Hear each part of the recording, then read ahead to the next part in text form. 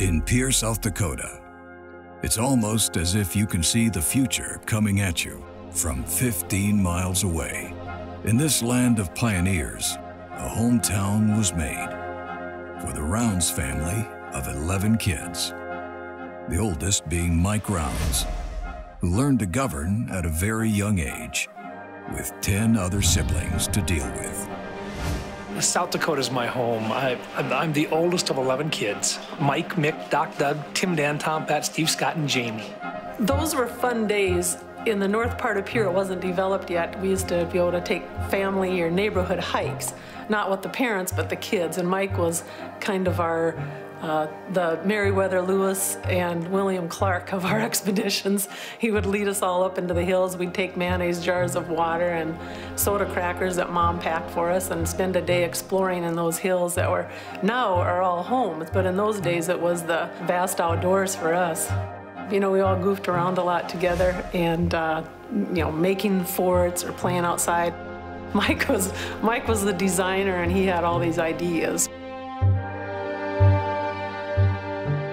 When he was a boy, he worked whenever he could find a job, along with Mickey. They flipped a lot of hamburgers. On Friday nights, Saturday nights, I do remember Mike coming in 2:30, 3 o'clock in the morning and smelling like French fries. They just made it that much easier for me to help some of the others a little. With that many kids, my mom didn't work, stay-at-home mom. You needed money, you tried to find something to do. And so we did yard jobs, a lot of snow shoveling.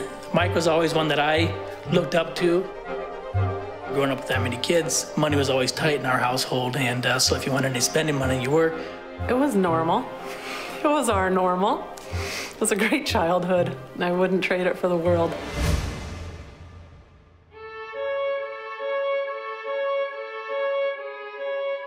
I was privileged to be in a home where I break up. We never heard an argument between my parents, ever. Never heard a swear word out of my mom. And this day and age, you never hear that anymore. But so with that being so close as we were in a home like that, we were awful lucky to be able to, you know, when Mom passed on, it was tough. It was tough for us being as close as we were, but it was also, as the family being so close, we all took on roles. And yeah, I would say Mike was there for Dad a lot. I would say Mike was there for family-wise, but the whole family was there for each other too. Everybody's growing up now and got their own families, and of the 11 kids, all but 2 live in Pierre. And in fact, we call it Roundsville, of how many live so close to my father.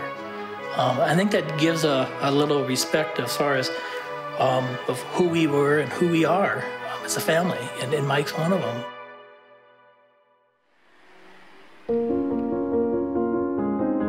I did not know who Mike Rounds was until his surprise win in the primary for the first term of his governor race. Mike Rounds, compared to the other 2 candidates, he came in to pull the party back together because it had become very polarized between the 2 factions that were fighting. It was one of the first few negative campaigns we had in South Dakota.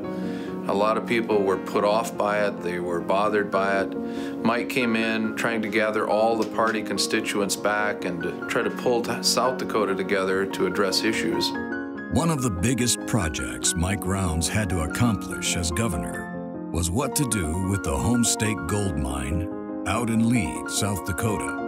Many didn't know what to do with it, but with Mike's leadership, a new facility was born, the Sanford Underground Research Facility, which helped create jobs, but more importantly, invested in the future of South Dakota. When the word came out that the Homestake Gold Mine was going to be shut down and we could see the loss of several hundred jobs, question became for members of the science community was, is there any way that we can utilize this deep place that's literally more than 7,000 foot deep? Is there a way that we can go down there and do research? There were legislators opposed, saying, this is pie in the sky. Why are we spending a dime on a hole in the ground? And that's all it is. That's all it's ever going to be.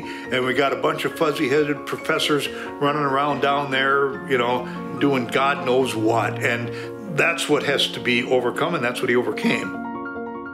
It caught our attention, and it became kind of one of those little gems that people in South Dakota started talking about, and the possibilities that would happen, because a lot of people around the state suddenly found that a chance was there for their kids to do research and to rub shoulders with some of the greatest scientists in the world if we could capture it and if we could do something here. One of the amazing things about Mike Rounds is the fact that he not only was tenacious in trying to get this done, but he had a vision of what education benefits could be gained from having a scientific lab like this in South Dakota. And this kind of basic research really leads to all of our modern electronics, to medical imaging, to all of the advances in technology that we see in the world today.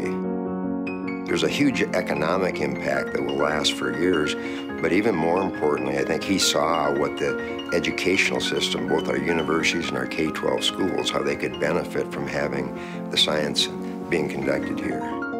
The experiments being done here, the things that science fiction writers write about, but when you get down there, what you see is that these experiments are real, looking for things that were only science fiction 20 years ago. I don't know what my vision is. I think it's for my kids to, and my grandkids to be happy and to play baseball and enjoy their families and catch fish. And that's Mike Rounds' vision is for his, better things for his kids and grandkids. And that was his philosophy, I think, when he ran for governor, too. He served 2 terms and loved the job.